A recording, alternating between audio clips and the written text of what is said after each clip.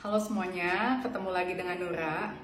Topik kita kali ini adalah tentang pengalaman tinggal di UK, tepatnya di England, di London ya, sebagai diaspora Indonesia.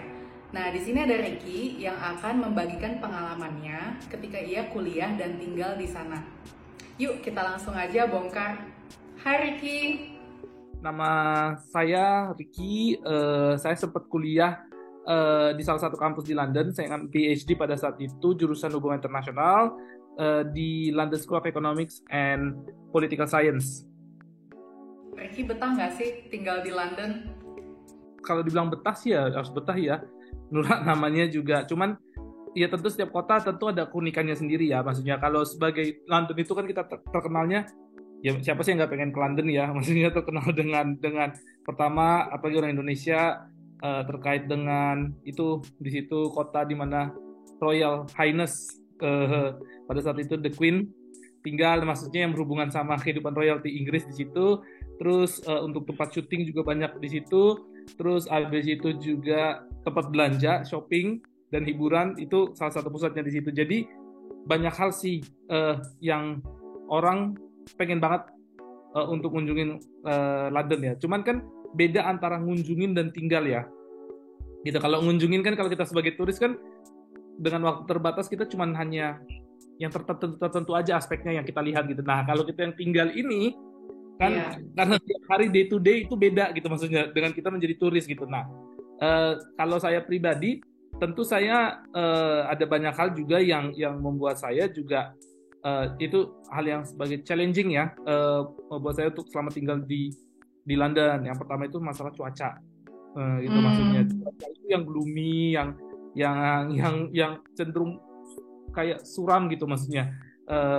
Sepanjang nyaris sepanjang tahun sih sebenarnya kecuali summer ya. Cuman itu tadi kebanyakan hujan gitu maksudnya. Jadi kan sedikit banyak kita yang biasa tinggal di negara yang banyak mataharinya, eh, kadang itu agak sedikit susah ya gitu maksudnya untuk apa namanya kehidupan kayak gitu ya. To be honest sih sebenarnya kita sangat banget merindukan momen-momen di mana ada matahari, ada terang cahaya. Jadi kadang-kadang kayak weather itu sangat bisa mempengaruhi mood kita ya.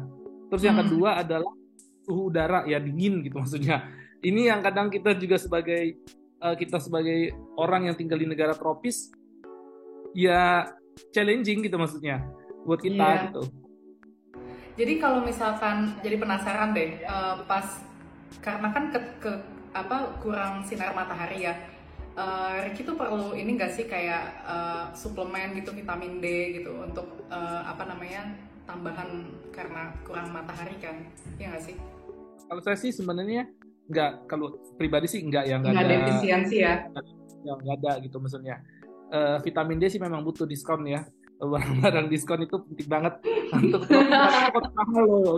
London tuh mahal gitu maksudnya. Jadi kalau tadi bilang weather itu bisa mempengaruhi mood, ya diskon juga bisa mempengaruhi mood gitu maksudnya. Itu ada. Benar.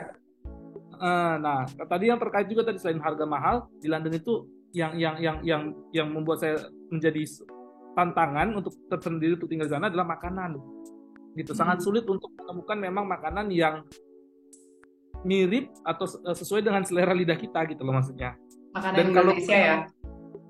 ya not necessarily makanan Indonesia sih, cuman makanan Asia ya yang lebih spesifik gitu maksudnya, lebih kelompok besar. Nah, cuman masalahnya Hmm. ada pun lokasinya biasanya tuh cuman ada di pusat kota, tempat Hmm. daerah-daerah pedesaan, dan kalaupun ada mahal gitu maksudnya. Jadi hal-hal yang kayak gitu tuh yang ya nggak bisa dimakan tiap hari gitu kan maksudnya, makanan kayak gitu jadinya hanya momen-momen tertentu aja gitu. Nah, selebihnya kadang kan kalau kita di Indonesia dimanjakan tuh Nura, misalnya di rumah aja udah berapa kali tuh abang tukang dagangan lewat, sering gitu loh maksudnya, kita tanpa perlu, kalaupun tidak ada kita masih bisa pesan lewat Gojek ataupun GrabFood gitu kan maksudnya, Hmm. eh, kayak gitu dari online gitu kita bisa mesen gitu makanan. Kalau di UK kan kita belum tentu nanti rasanya sesuai, terus harganya juga lumayan gitu. Nah, itu yang tantangannya sih.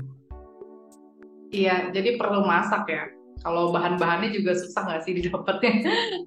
Masak yang kita pengen seperti di Indonesia sih jelas susah banget. Hmm.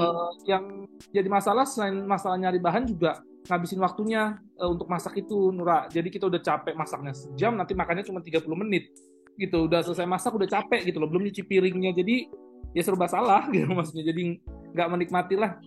Ketika Ricky tinggal di sana, pernah nggak sih mengalami yang namanya culture shock?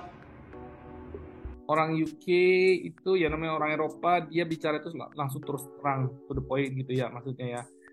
Jadi kayak misalnya saya sama misalnya dalam perkuliahan saya, dalam studi saya, kalau profesor bilang misalnya ini tulisan saya nggak bagus, ya dia akan bilang nggak bagus gitu. Walaupun dia nggak akan terlalu banyak peduli mikirin perasaan saya gitu. Maksudnya walaupun saya udah mengerjakannya itu 3 hari nggak tidur atau seminggu nggak tidur, itu nggak. Ya kalau memang nggak bagus ya nggak bagus gitu loh. Dia nggak akan ngomong terus terang bahwa misalnya, oh nggak, ini tulisan kamu nggak bagus, kalau kamu kayak gini nggak akan lulus. Itu kan bagi mereka normal gitu ya. Tapi bagi kita yang mendengarkan kan udah. Tapi on the other hand kan jadinya jujur gitu kan. Maksudnya kita nggak teka-teki dia maksudnya apa sih gitu kan. Ya nggak sih? Kagetnya perasaan itu loh, gitu maksudnya. Kita kan kadang kan orang Indonesia ini kan cenderung personal ya, terima itu ya gitu maksudnya. Baperan kasarnya bahasa anak sekarang. Jadi ya sedikit banyak sekuat-kuatnya kalau udah denger omongan kayak gitu, setidaknya yang terbiasa di kultur negara Asia agak terguncang lah. Saya yakin. Ketika di sana tuh ada nggak challenges-nya gitu selain yang tadi udah dibahas ya, kayak cuaca, terus makanan gitu ya, apalagi tuh tiket pesawat pasti mahal kan ya kalau ke Indo. Dari Indo ya lumayan sih ya mahal, kecuali momen-momen tertentu liburan. Terus ya sih yang jadi masalah sih itu tadi weathernya, dan terutama kalau tadinya, nah kalau saya personal saya nih ya, karena UK itu nggak termasuk Schengen, jadi kalau stres nggak susah untuk liburan kemana-mana gitu, keluar UK gitu. Kalau tadinya dulu pas saya kuliah di Itali kan agak stres dikit bisa geser kemana gitu, ke negara tetangga gitu maksudnya, dengan pilihan opsi transportasi yang banyak, bukan hanya pesawat ya, ada kereta, ada bis, ada apa gitu, dan itu masih dalam satu wilayah di mana visa saya masih berlaku Schengen itu gitu loh. Kalau di UK itu ya paling cuma sekitar situ juga gitu, dengan suasana yang cenderung sama, padahal kita kan mau nyarinya beda. Ricky, ada nggak sih tips gitu ya buat teman-teman yang sekiranya tuh bakalan berangkat ke London gitu, apa sih yang perlu dipersiapkan sebelum tinggal di sana atau datang ke sana? Tinggalnya selama setahun sih saya nggak yakin perlu banyak persiapan ya, normal-normal aja, karena kan nggak akan lama ya, terasa ya maksudnya kalau setahun. Nah tapi kalau yang lebih dari setahun, ya tentu dipersiapkan yaitu tadi mental, fisik gitu kan maksudnya, bisa bawa sebanyak-banyak mungkin persediaan bumbu makanan kalau memang makanan menjadi mood booster kalian ya. Gitu.